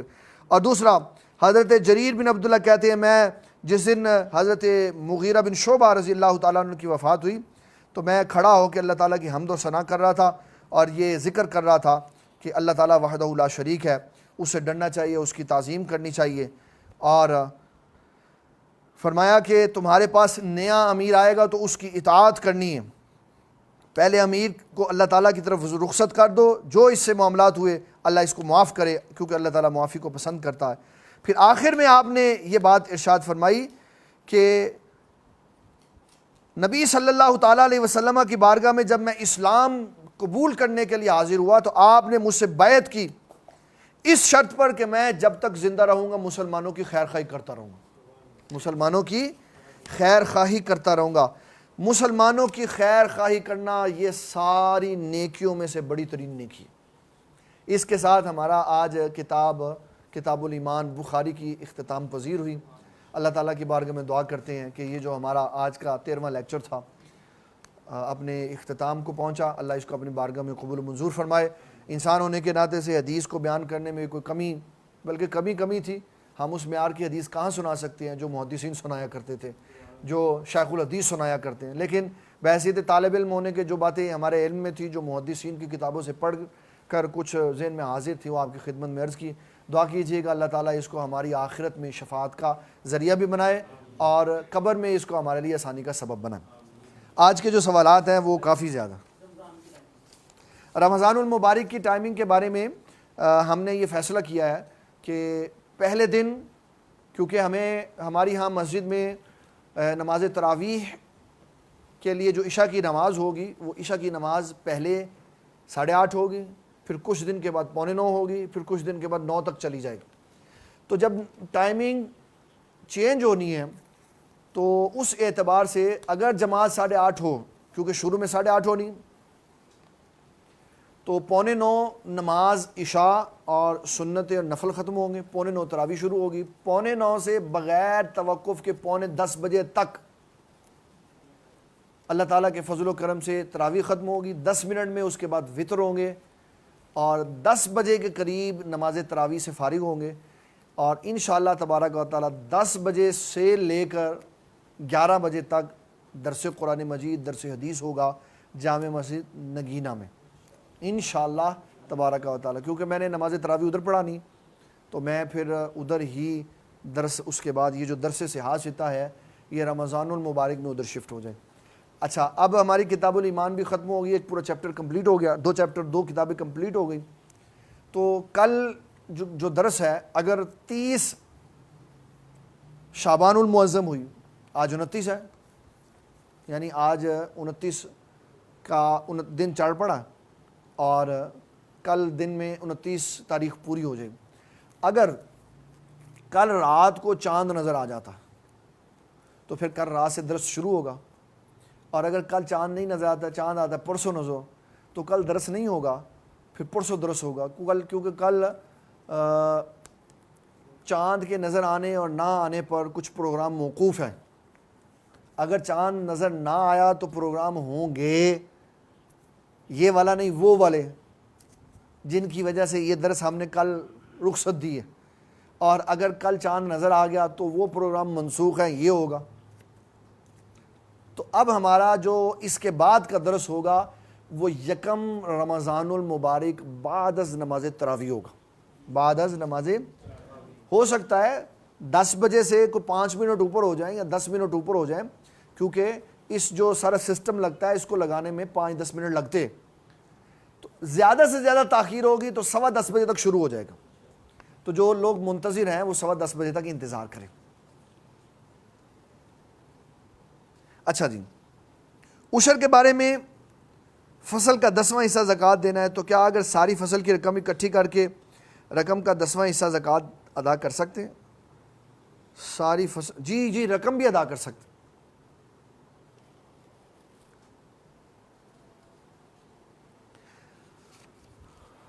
ایک پیارے بھائی نے سوال کیا، اگر زمین اپنی نہ ہو، پانی وغیرہ سب کچھ اپنا ذاتی نہ ہو، تو پھر عشر کتنا ہوگا؟ پھر عشر نہیں ہوگا، پھر اس کو کہتے ہیں 20واں حصہ، خمس۔ اگر اس نے آپ کو کہا کہ زمین میں آپ نے صرف مزدوری لینی ہے تو پھر نہ عشر ہوگا نہ خمس ہوگا، پھر تو جس کی ساری کٹائی جس کی ہوگی اس کے پاس چلی جائے۔ لیکن اگر زمین اس نے ٹھیکے پہ لی، اس کو پیسے دے دیے کہ جو کچھ ہوگا وہ میرا ہوگا، پھر یہ اپنے اخراجات نکالنے کے بعد اس کو 5 حصوں میں تقسیم کرے گا، 10 حصوں میں تقسیم کرے گا، اور 10واں حصہ اللہ کی راہ میں زکوٰۃ دے دے گا، 9 حصے خود لے جائے گا۔ اگر موبائل میں قرآن ہے تو اس کو پڑھیں تو کیا وہ بھی وضو کر کے پڑھیں؟ اس میں جو جدید علماء کی تحقیق ہے وہ یہ کہتے ہیں کہ قرآن مجید، یہ مسئلہ غور سے سننا، اگر تو آپ کی انگلی قرآن مجید کے لفظوں کے اوپر پھر رہی ہے پھر تو حق ہے کہ آپ وضو کریں، لیکن کیونکہ قرآن مجید کے موبائل پہ پڑھنے سے یہ ہوتا ہے کہ اوپر ایک شیشہ علیحدہ لگا ہوتا ہے، اندر سسٹم علیحدہ چل رہا ہوتا ہے، تو شیشہ بیچ میں حائل ہو گیا، براہ راست لفظوں کے اوپر انگلی نہیں پھرتی، تو اس لیے اگر قرآن مجید موبائل کے اوپر تلاوت کیا جا رہا ہے دیکھ کر تو وضو نہیں بھی ہے تو تلاوت قرآن مجید کر سکتے ہیں۔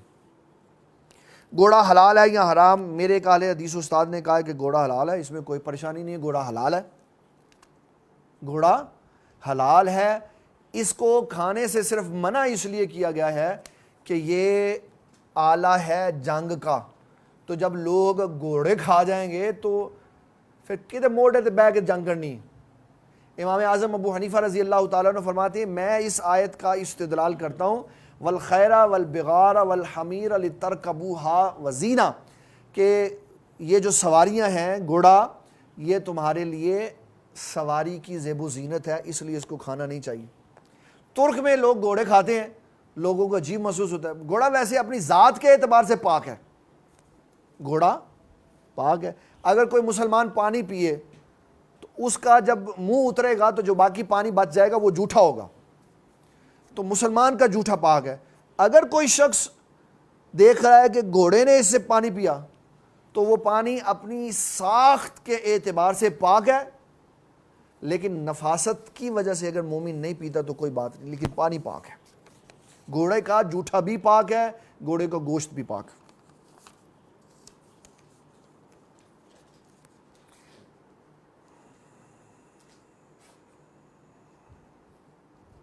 آج کل شراب کی خالی بوتلیں گھروں میں یا دکانوں میں ڈیکوریشن کے طور پہ رکھتے ہیں، اس کے متعلق بتائیں۔ اور اس کے متعلق میں صرف یہ بات کہوں گا کہ بابا آپ بوتلوں کی بات کرتے ہیں، اب ہم نے فیشن کے طور پر کتوں کو اپنے ساتھ سلانا شروع کر دیا۔ ہمارے جو ماڈرن طبقہ ہے نا، ان کی شادیوں کی پکچرز دیکھیں، ایلیٹ کلاس، ان کی شادیوں کی دلہن نے ایک ہاتھ میں کتے کی رسی پکڑی ہوئی۔ انسان کم ہو گئے کہ کتوں نے شادیوں میں شرکت کرنی شروع، کتے گھر میں بٹھائے ہوئے ہیں۔ میں کہہ نہیں سکتا لیکن اشارہ کر دیتا ہوں کہ نیچے سے اوپر تک دیکھیں کتا کس کس کے ساتھ۔ شراب کی بوتل فیشن کے طور پہ رکھنے کا مطلب یہ ہے کہ اگر اسلامی نظام ہوتا تو عمر بن خطاب پوچھتے کہ بتا تیرے ہاتھ میں کیا ہے، سوال ہونا تھا۔ خمس لینے کا حقدار کون ہے؟ جو زکوٰۃ لینے کا حقدار ہے۔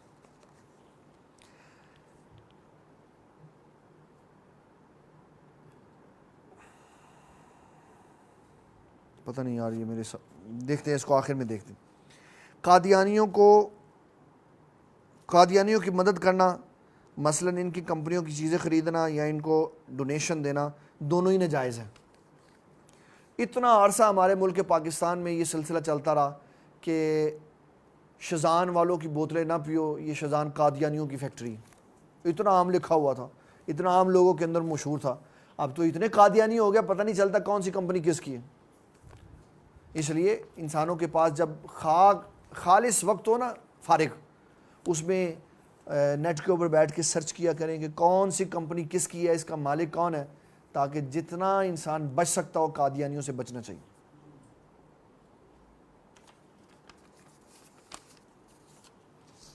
کیا عورتوں کا کرکٹ دیکھنا جائز ہے اس نیت سے کہ وہ صرف صاف کھیل دیکھ رہی ہے؟ اگر کسی نے سیدہ عائشہ صدیقہ کی بات سے یہ بات کی ہے نا تو اس نے غلط سوال کیا ہے۔ سیدہ عائشہ صدیقہ کا معیار اور ہے، سیدہ عائشہ صدیقہ کا، اور حدیث میں وضاحت ہے کہ آپ تیر دیکھ رہی تھی، تیر چلانے والوں کو نہیں دیکھ رہی تھی۔ کرکٹ اور اس طرح کے جتنے کھیل ہیں، عورتیں کیا مردوں کے لیے بھی یہ وقت کا ضیاع ہے، مردوں کے لیے بھی کہا جاتا ہے کہ قرآن کتاب صرف قرآن مجید ہے، اس سے بڑھ کے کوئی درس نہیں، اس کے بعد صرف باس ہے۔ جو یہ کہتا ہے کہ قرآن مجید کے بعد کوئی شے نہیں ہے، وہ منکر قرآن ہے۔ وہ کیا ہے؟ وہ کون سی کتاب پڑھتا ہے؟ وہ آیت کون سی پڑھتا ہے؟ میں دکھا دیتا ہوں تاکہ آپ کے ذہن میں رہے کہ جو منکرین حدیث ہے وہ کیا داؤ پیچ لگاتے، منکرین حدیث کیا داؤ پیچ لگاتی۔ یہ سنیں، سورۃ زمر آیت نمبر 23 اللہ نزل احسن الحدیث، اللہ تعالیٰ نے سب سے اچھی حدیث نازل کی۔ حالانکہ اس کا مطلب ہے اللہ نے سب سے اچھی کتاب نازل کی، تو کیونکہ حدیث کا لفظ آیا اس لیے وہ کہتے ہیں کہ یہی قرآن ہے، یہی حدیث ہے، تو اس کی وجہ سے وہ حدیث مبارک کا انکار کر۔ جبکہ سورۃ النساء میں اللہ فرما رہا ہے ما آتاکم الرسول فخذوہ وما نہاکم عنہ فانتہوا، جو حضور تمہیں عطا فرمائیں وہ لے لو، جس سے منع کریں اس کو چھوڑ دو۔ حضور صلی اللہ تعالیٰ علیہ وسلم ہی قرآن کے قاری ہیں، اور حضور صلی اللہ تعالیٰ علیہ وسلم ہی حدیث بیان کرنے والے۔ معیار یہ ہونا چاہیے کہ صحیح سند والی جو حدیث ہو اس کو حضور صلی اللہ تعالیٰ علیہ وسلم کی سنت سمجھ کر ماننا اور اپنے ایمان کا حصہ سمجھنا چاہیے۔ یہ جس نے سوال کیا نا کہ بس قرآن ہے باقی سب ایسے ہی ہے، وہ آپ ہی صرف قرآن ہی پڑھتا ہے اور حدیث کا قائل نہیں ہے، وہ اس لیے یہ سوال کر۔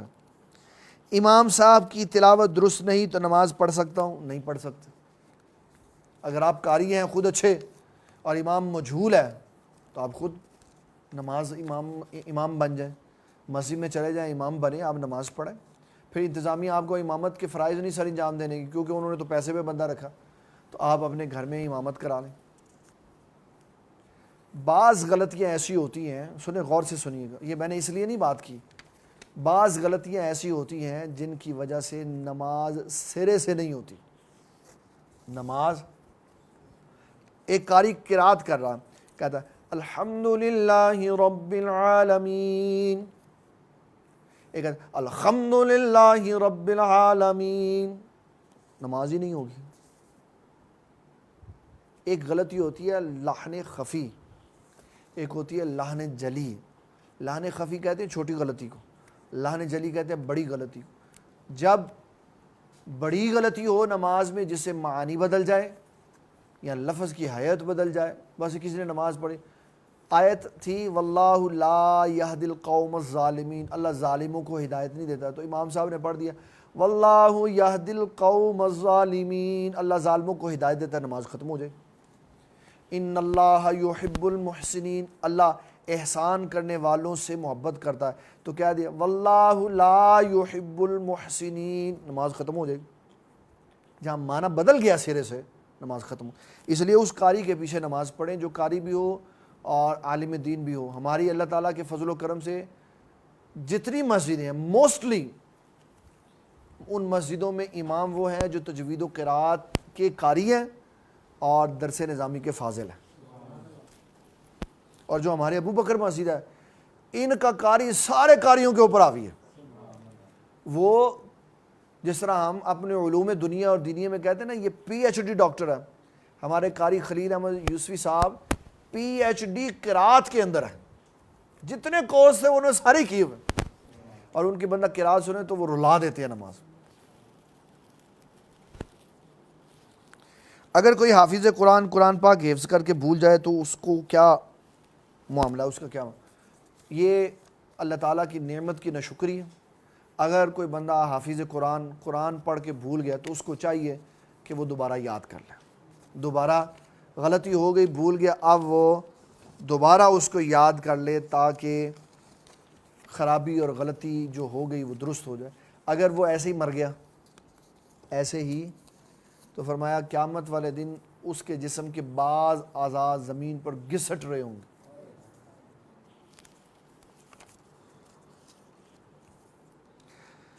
کو ایجوکیشن میں لڑکے اور لڑکیوں کا ایک دوسرے سے بات کرنا جائز ہے یا ناجائز؟ کیا ہم غیر محرم کو لیکچر دیتے ہوئے دیکھ سکتے ہیں؟ کو ایجوکیشن سسٹم ہی غلط ہے۔ اسلام کے خلاف ہے. کو ایجوکیشن سسٹم اسلام کے خلاف ہے. پھر عامر لیاقت کھڑا ہو جائے تو وہ کہے گا نہیں اسلام ہے. تسی کو ایجوکیشن سسٹم دی گل کرتے ہو تو کو سسٹم تسی حرم کعبہ چ نہیں کر دے, پھر کی کرو گے؟ اس کا میں نے تفصیل سے جواب دیا تھا پچھلے لیکچروں میں. موبائل پر کال کے ذریعے دم کرنا شوف والا, شوف دی صلاح ہو گئی ہے, شوف دی صلاح ہو گئی. ایسے ہی بے مقصد نہیں, میں نے نہیں دینا اس کا جواب. صاحب اگر زمین کے درمیان شک اور بدگمانی, اچھا زوجین کے درمیان, میاں اور بیوی کے درمیان شک اور بدگمانی پیدا ہو جائے تو اس کو کیا کرنا چاہیے؟ کل بھی میں نے یہ بات عرض کی تھی, بیویاں ناراض ہو جائیں یا بندے ناراض ہو جائیں تو پہلا درجہ یہ ہے کہ خود بیٹھ کر معاملہ سلجھائیں. خود بیٹھ کر اگر معاملہ اس درجے سے اوپر چلا جائے کہ خود نہیں سلجھا سکتے, حالات تناؤ کا شکار ہو گئے ہیں, تو اللہ فرماتا ہے وَإِنْ خِفْتُمْ شِقَاقَ بَيْنِهِمَا فَبَعَثُوا حَكَمًا مِّنْ أَهْلِهِ وَحَكَمًا مِّنْ أَهْلِهَا. سورۃ النساء کی آیت ہے کہ اگر حالات تناؤ کا شکار ہو جائیں تو ایک مرد کی طرف سے وکیل آ جائے, ایک عورت کی طرف سے آ جائے حکم, وہ آپس میں بیٹھ کر مشاورت کریں اور دونوں کے مسائل سنیں اور پھر اس کے بعد فیصلہ کریں, اس امید پر کہ دونوں کی زندگی صحیح گزر جائے. میں آپ کو ایک بتاتا ہوں بات. ایک بندے کا اپنی بیوی سے جھگڑا ہو گیا تو وہ بڑا بڑھ گیا, طلاق تک بات چلی گئی. میرے پاس آئے طلاق دینی ہے. بابا جی سرکار حیات تھے اور پہلی دفعہ ایسا کیس آیا میرے پاس. میں نے کہا یار مجھے مسئلہ بتا دو سارا, میں بابا جی سے پوچھ کے پھر بتاؤں. انہوں نے مجھے سارا مسئلہ بتایا. میں بابا جی سرکار رحمۃ اللہ علیہ کی خدمت میں حاضر ہوا. میں نے کہا جی وہ فلاں فیملی تھی تو وہ آئی ہے. آپ نے فرمایا کہ دو باتیں ہمیشہ یاد رکھنی ہیں.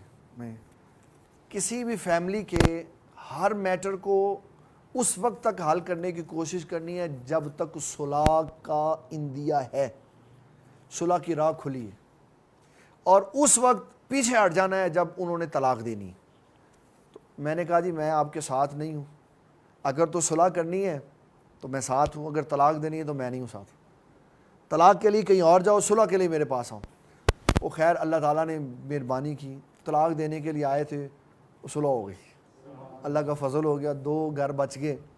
ٹائم لگا لیکن بہرحال صلح ہو گئے. تو آپ فرمایا کرتے تھے طلاق میں ہم ساتھ نہیں ہیں, طلاق دینی تجھے آپ دو, اپنے گھر جا کے دو, ایتھے بھی نہ دو, اور صلح کرنی ہے تو پھر آ جاؤ. عیسائی کے ساتھ کھانا کھا سکتے ہیں یا اس کے برتن میں کھا پی سکتے ہیں؟ کہتے ہیں جس جانور کے کھر 2 ہوں وہ حلال ہے, جس کے پاؤں بوٹ کی طرح ہو وہ حرام ہے. گھوڑے کے پاؤں تو بوٹ کی طرح ہوں. میں تو پہلی بار مسئلہ سنیا کہ گھوڑے دے پیر بھی بوٹ کی طرح ہوندے ہیں. نہیں, یہ چیزیں حلت اور حرمت کا سبب نہیں ہوتی. شریعت کی ایک اپنی مینٹیلٹی ہوتی, ایک اپنا نظریہ ہوتا ہے. اس کے لیے ہمارے علماء نے کتاب الکراہیہ ایک پوری کتاب لکھی ہوتی ہے جس کے اندر انہوں نے اصول اور ضابطے طے کیے ہوتے ہیں. مثلا اس میں انہوں نے ایک اصول دے دیا کہ رینگنے والے جتنے بھی جانور ہیں سارے حرام ہیں, سارے حرام. اب جو رینگتا ہے وہ حرام ہے. اس طرح انہوں نے اصول, بہار شریعت میں یہ ایک کتاب موجود ہے, میرے ذہن میں نہیں ہے اس وقت اس کا نمبر کیا ہے, تو 3ری جلد میں وہ کتاب موجود ہے جس میں کتاب الکراہیہ کا یہ مضمون موجود ہے.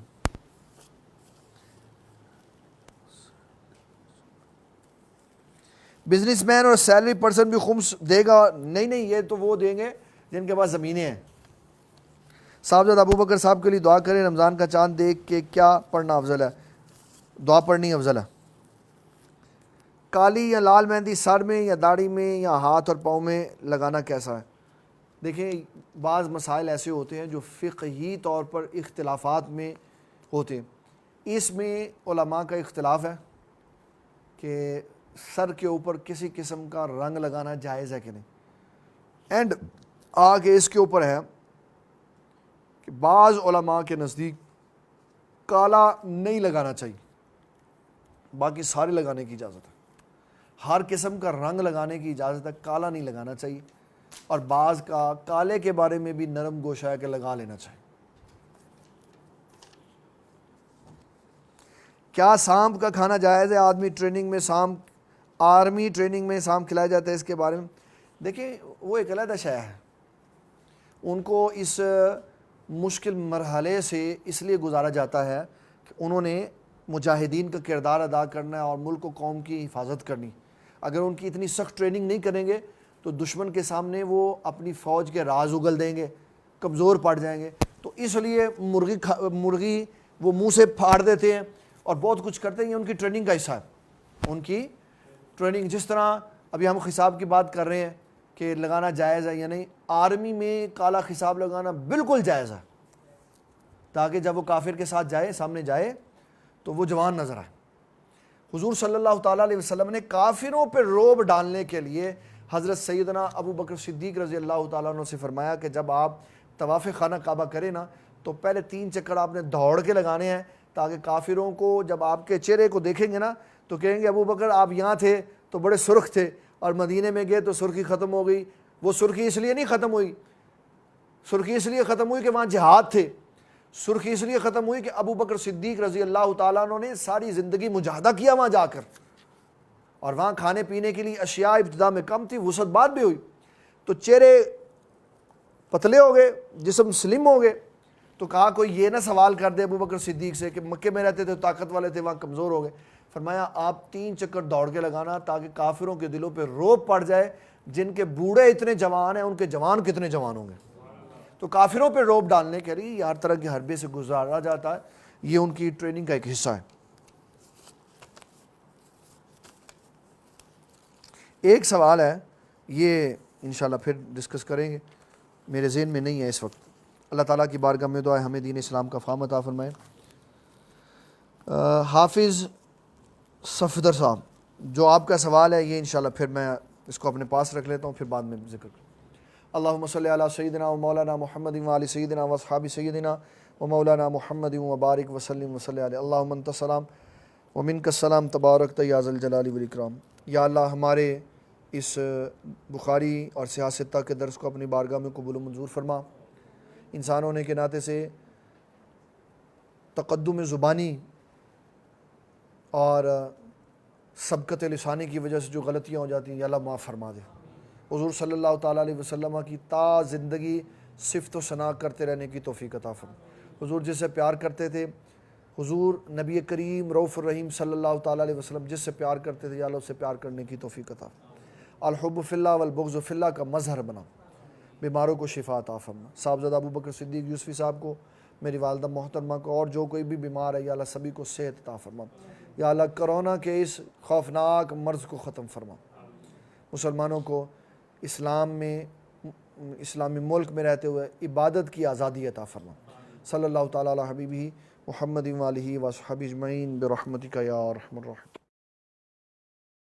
مجھے دین اسلام سے پیار ہے, مجھے دین اسلام سے پیار ہے, مجھے دین اسلام سے پیار ہے, مجھے دین اسلام سے پیار ہے, مجھے دین اسلام